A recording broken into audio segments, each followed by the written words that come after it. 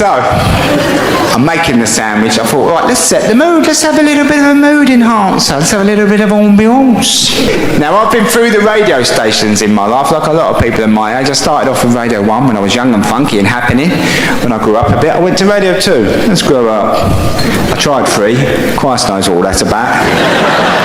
And sometimes I listen to 4. But a few years ago, I made a discovery and I found the station I really love. Magic FM! My easy listening channel. You can reach me by sailboat. Climb a tree and swing rope to rope. I don't care how you get here, Jules. Get here if you can.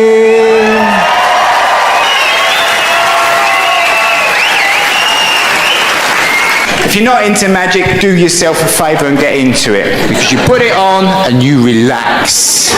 Before you know it, you're just walking about. It's nice, isn't it? And they're like your mate as well.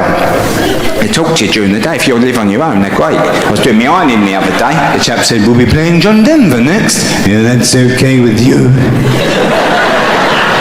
Stick it on, bruv. You do whatever you want.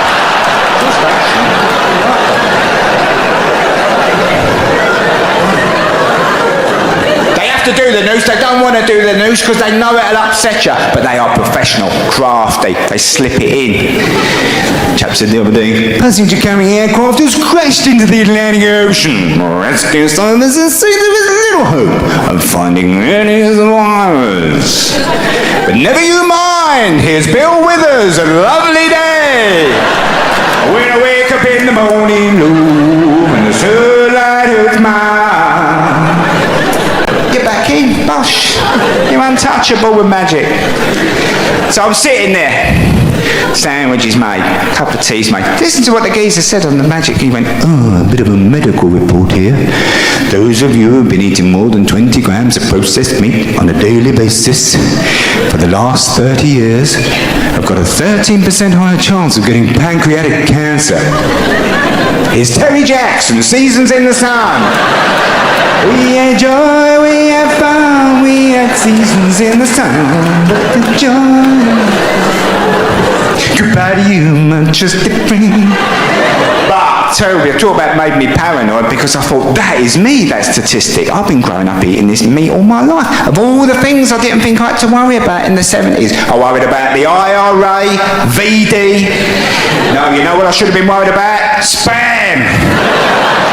Little tin of spam in the cupboard. Murdering tin of spam.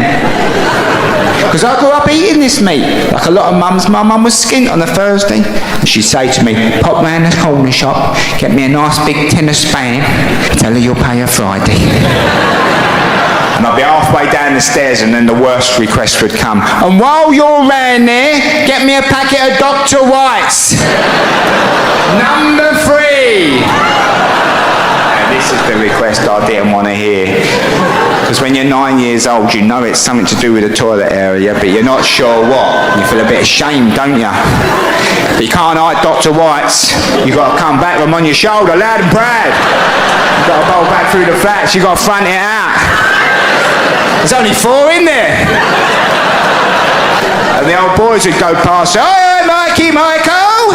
Mummy on the blob again, is she?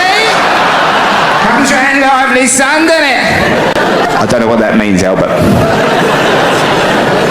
For the younger people in the room who don't know what I'm talking about, the Dr. White was the sanitary towel of choice for the girl about town in the 1970s.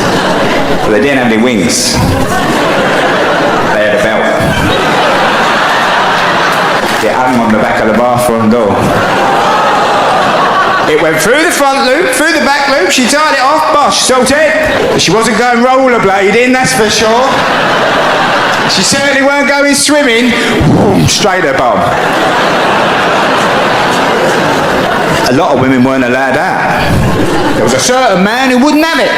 He'd come in a pub, proper, Saturday night. All right, Ted, Mary coming out. Not tonight, no.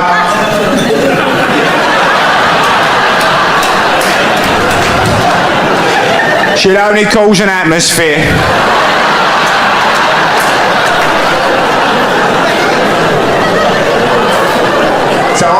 properly paranoid now. I think I'm a sick man, I bet I've got that. So, I phoned up the doctors, got through, got an appointment, and I don't go to the doctors a lot, I try and avoid it like the plague, I don't like lying. Could you tell me your alcohol consumption, Mr. Flanagan? I could, yes. I'm not going to. I went walking in, I've not met this doctor before. He said, I've seen you on the TV a number of times. I said, never mind about all that, mate. I'm riddled with cancer. He said, blimey, how'd you know? I said, it was on Magic the other day. And they don't mess about. Now look lively, no time to lose. He said, you've got yourself in a bit of a state, my friend, haven't you? He said, and I'm going to give you some reassurance today. We'll do your heart rate, we'll do your blood pressure. And he said, and while I've got you here, let's give your prostate a little tickle, shall we? Now this is the sentence no middle-aged man wants to hear. You certainly don't want to hear the word tickle in it. It's a bit unprofessional as it happens. And when a man tells you he's going to do this, you look at his hands. And who have I got? Pat Jennings.